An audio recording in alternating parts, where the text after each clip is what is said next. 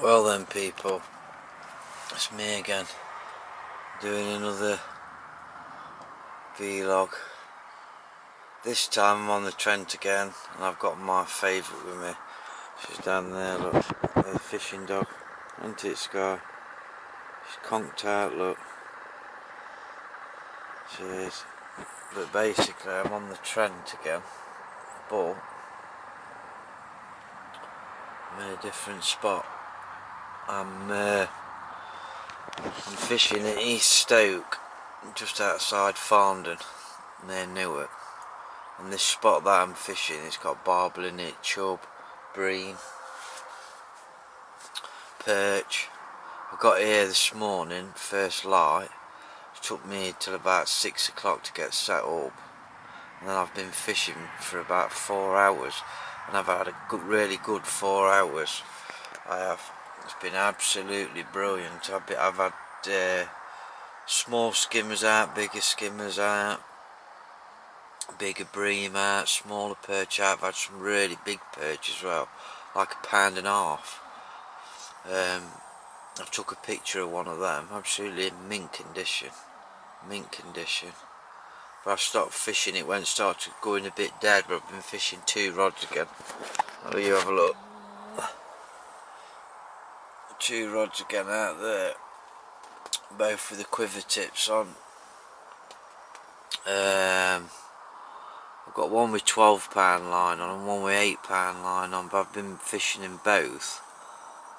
I was fishing one out in the middle, and then I was fishing one closer in. But before I started fishing, I put a lead on both rods, cast them out, took all the twist out of the line, and then that's how interesting my vlogs are. Look, snoring her head off. Look. That's how bothered she is. She don't get monkeys as long as she's fed. As long as she's fed, she's not bothered and she sleeps. What was I saying?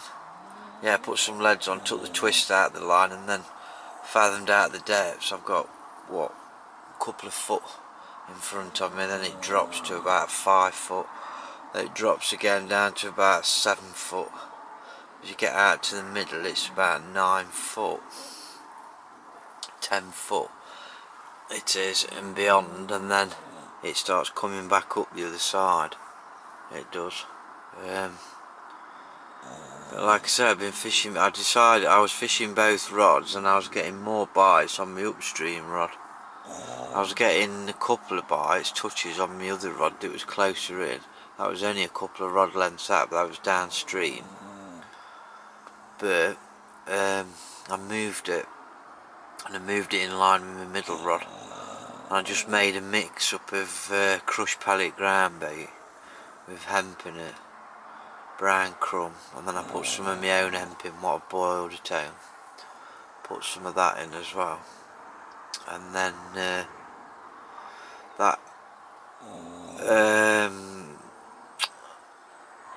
pellet ground bait what I was using, it like leaves particles inside the ground bait, like crumbed up bits of pellet in that. So I've just been using that, and then all I've been doing is fishing with dead maggot, caster and worms, but most of my bites have come on worms, and then bites started drying up and I had to put some more ground bait out. Catapulted about another 4 balls out, and then cast both rods out 2 or 3 times again, and then just let it settle again, and then it come back on again for a bit. But like I say, then it just dried up, so I thought I'd get in, because my foot is absolutely killing me. My foot is, from a bad ankle, because I had yesterday I had physio again on it, an hydro pull. I didn't feel too bad this morning, but oh god, it's throbbing a bit now, so I've come in here and sat down for half an hour and had some soup. What time is it? 1:05. Yeah, I had some soup. I have. You look out there a minute. I had some soup and a nice cheese and onion cob, and then some biscuits and a bit of fruit, and I've done me send a a drink as well. No, sorry, I hadn't done my son a drink. Yeah, I did. I had a drink of orange juice. I'm going to make my son a cup of coffee in a minute. And then when I've done that, I think what I'm going to do with them 2 rods, people, is... Oh, and by the way, hello people again, that was a bit ignorant of me, wasn't it? I'm just getting used to doing all these vlogs. I forgot what I was saying now. It's because I'm that tired. I feel absolutely knackered of coming in here and I could have just nodded off. But like I say, I think what I'm going to do is I'm going to put one rod right the way over there, the other side, either up, I'll show you, either up against, under that snag over there, or upstream under that snag over there. But the trouble is, you see, if you look up above, you've got pylons, but you shunt it then, because them pylons, they look like they're about 70 foot high, 50 foot high, so I should be alright, but I'll see in a bit anyway. I think what I'm going to do is keep one rod down the middle, or keep moving it about and keep fishing that with the 8-pound line with the feeders on, and then I'm going to take the feeder off the other rod and fish with a running rig and see how I get on with that. And I think what I'm going to do is, I've got some boilers, Crave boilers, that's been soaked in Crave liquid for months. I'm going to put one of them on a size 8, either a size 8, I think I'll use a Quorum Expert hook, because I used them last time, they're brilliant hooks. And they're about the right size as well for them 15mm boilers what I'm using. So I think what I'm going to do is put one rig, like I say, right out over there on that far side, not right up tight to the far side because it's only about 2 foot, but bring it off about a couple of rod lengths, and then I'm going to catapult some boilers and then fish one rod over that, and then carry on fishing the other rod as I've been fishing it. And then if I don't get no joy with that, I'll try the feeder over there. If not, nothing happens, then I should just bring both feeders back over this way. But I'd love to get a barbel out. I mean, I've fished further down the road loads of times. I've had some barbel out of there. I've had some good days on there. Biggest barbel I've had out of there though is 10.5 pound. But there is barbel in this stretch, but it's catching them. There's not that many in this part, but there's definitely bigger fish about, because I've seen them over the other side, splashing about everywhere. And then earlier on when the sun was out, I could see shadows of fish over the shallows where the snags are over the other side. In fact, I'm looking now and I can see shadows. I don't think you'll pick it up on this camera. No, I don't think it will. But I'm holding bottom here anyway with 2 ounce feeders.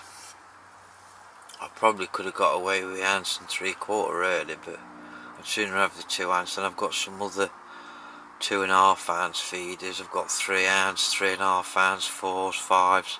So I've got plenty of feeders, but I don't think I'll need them anyway. So yeah, well, time to say it was 1 o'clock, 10 past 1. I've been waffling on for 10 minutes, like a load of crap probably. But like I say, I'll show you outside better soon. She's asleep at the minute, but I'm going to make myself a coffee and then have a walk outside. But it's all gated off in here.